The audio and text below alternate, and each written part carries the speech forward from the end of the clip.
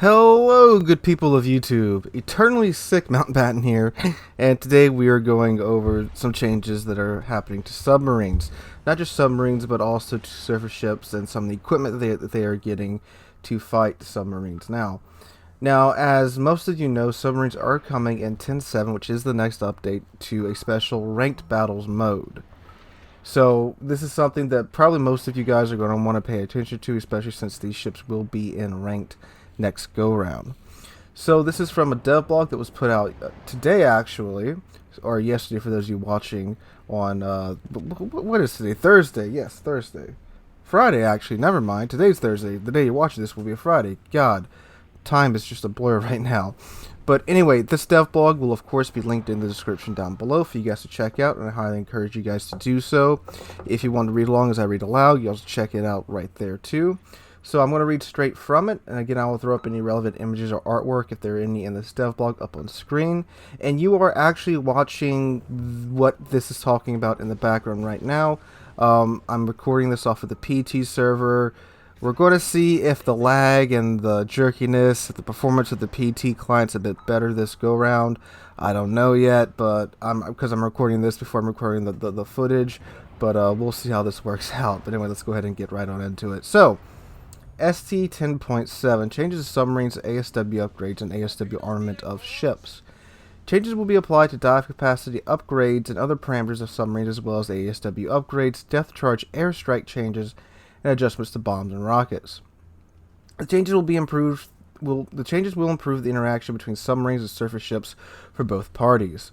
In particular, submarines will benefit from periscope depth becoming more effective for conducting attacks, as well as the change to make submarines less detectable when emitting sonar pings. For surface ships, in turn, it will become easier to use a depth charge airstrike on detected submarines. Changes to submarine parameters. Adjusted maximum sonar ping and torpedo range. Salmon, which I believe is a Tier 8 American sub, from 12.7 to 12.5. Balau, from 14.2 to 14 kilometers.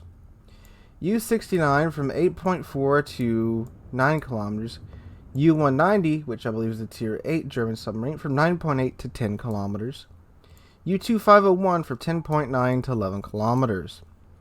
Adjusted detectability by air, by other submarines, and when emitting a sonar ping and smoke. Cachalot by air and submarine from 2.6 to 2.4.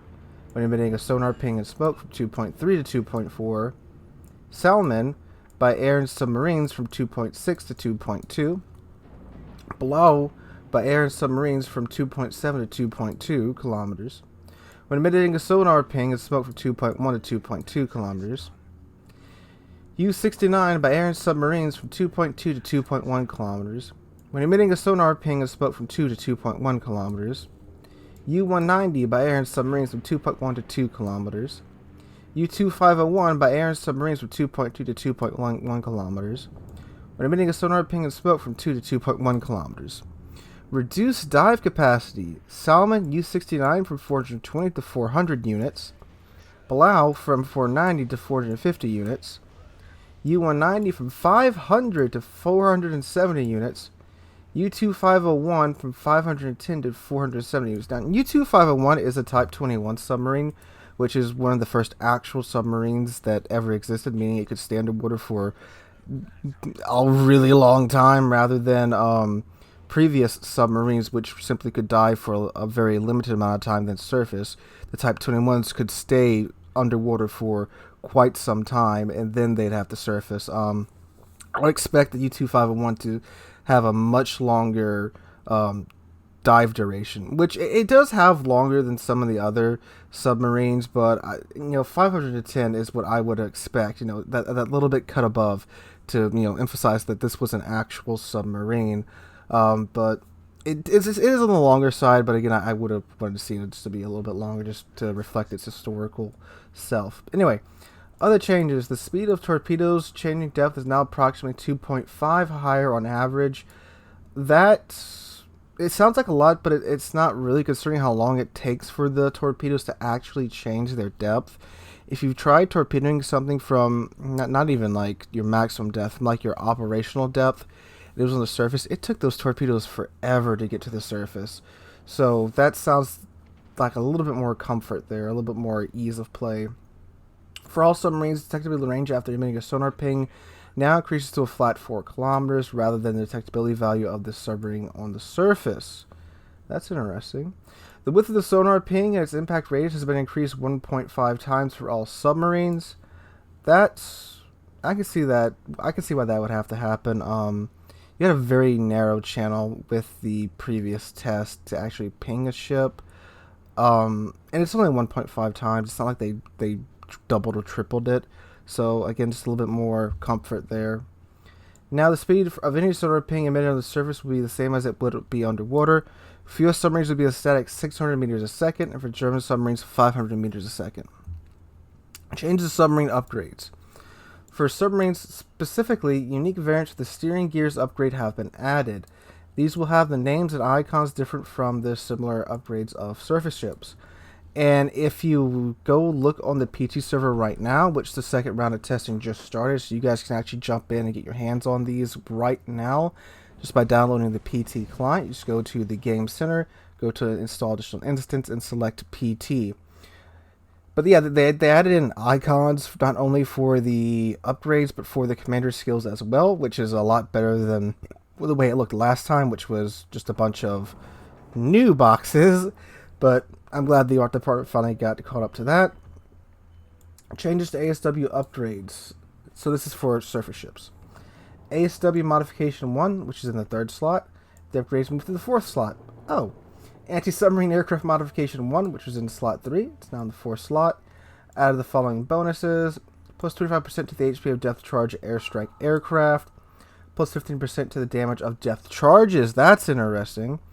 Bonus reload time of the depth charge airstrike reduced from 40 to 20%.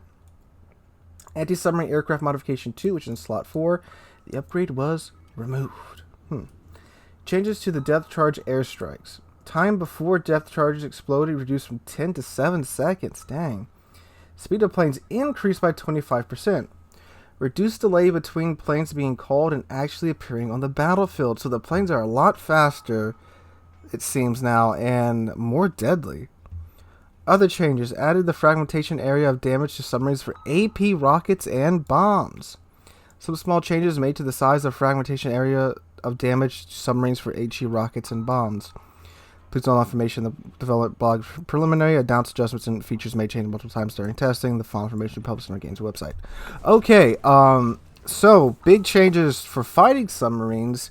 It sounds like the depth charge planes have become a lot more lethal. And it's not like I was having trouble damaging them beforehand. Really, one good run with these planes could completely nuke a submarine, and they're making them even deadlier. And depth charges in general are very, very, very, very good for dealing with subs.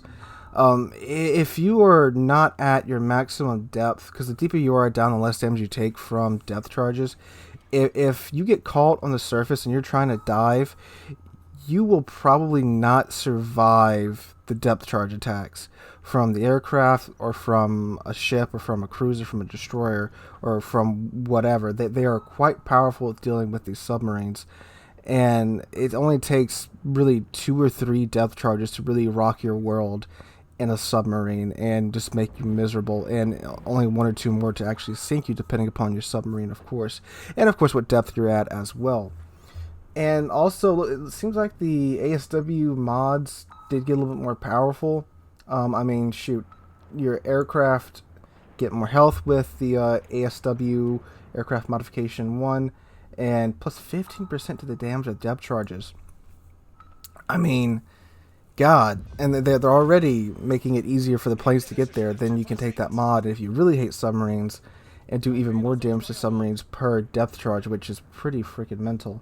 Now, for the submarines, so they toned down some of the range of like the Salmon and the Below, but they also increased the range of the U-69, the U-190, and the U-251, which I think are good changes, because you did have to get rather uncomfortably close in those submarines to really be effective. Now, keep in mind too that they did just change the way that submarines stay underwater. We no longer have that timer that's like 5 minutes at tier 6 and 10 minutes at tier 10. It's now dive units again. So you now have a certain amount of.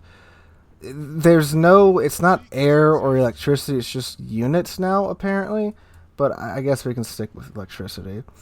And it takes so long to burn it that you can surface and recharge it at a very very very small rate, mind you. It's like 0.3 per second or something like that for the U-69.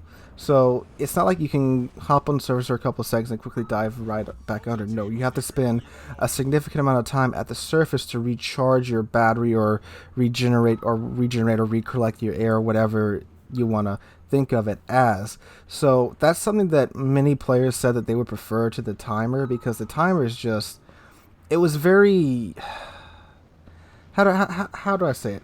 It was very clunky to use because you had 5 minutes, but some of these tier 6 submarines took like 20 seconds to dive. So you already burned 40 seconds, almost a minute of your 5 minutes just diving and surfacing, and you had no way to gain it back. So with tier 6 submarines, you were out of dive time by, halfway through the match, which was very, very, of course, not very fortunate for a submarine who needs to kind of be underwater to survive, and that's their whole point. So I'm glad they changed that, and that they buffed some of the range of like the German submarines too, because again, getting 8 kilometers away from a ship and trying to survive depth charges and ASW planes is not very good. Granted, 9 kilometers isn't much further, but it's better. And the minute changes to the detection ranges and stuff, in smoke and out of smoke and whatever, small changes that again make the submarines a little bit more comfortable to play, because again, these ships do not have a lot of health. So all in all, it seems like there's pretty good changes all around to make both sides of the engagement much more comfortable. Submarines are more comfortable to play now. You have a lot more wiggle room with like your dive time, and a little more wiggle room with your detection range and your torpedo range. And the ships fighting the submarines got some huge pickups with the changes to the modules, and plus, I mean, again, like the depth charge plane just straight up got a huge buff here too as well. So all around, some pretty good changes for comfortable play on both sides. So these are coming again to ranked battles in one more patch in 10.7. They're going to be in ranked battles, and I think they're going to go through one more round of testing, and then they're just going to be added into the client. I can't put a date on when these things are going to be released fully into the game. If I had to guess, maybe summer of 2022 is when they'll finally be added in full force. So again, if you want to help Wargaming get these ships in the best possible shape and most balanced shape as they can before they get introduced into the game, the best way to do that is to go download the PT client and test these things, and then respond to the surveys and stuff that they send you after you've tried the client for some time. It's, again, they're coming. I mean, obviously they've completely reworked the underwater world for many of the maps, as many of us have unfortunately found out. They've added in skills, modules, models for the ship.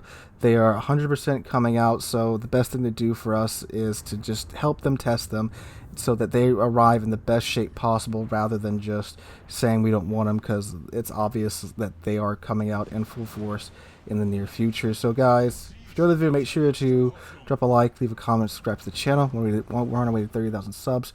Just passed 27,400 a few days ago. I'm going to go down a bottle of NyQuil and try to sleep this cold or allergies or whatever it is that I have off. Hope you guys enjoyed, and make sure to come out for the stream tonight on the channel from 4 p.m. U.S. Central Time to 7 p.m. U.S. Central Time tonight.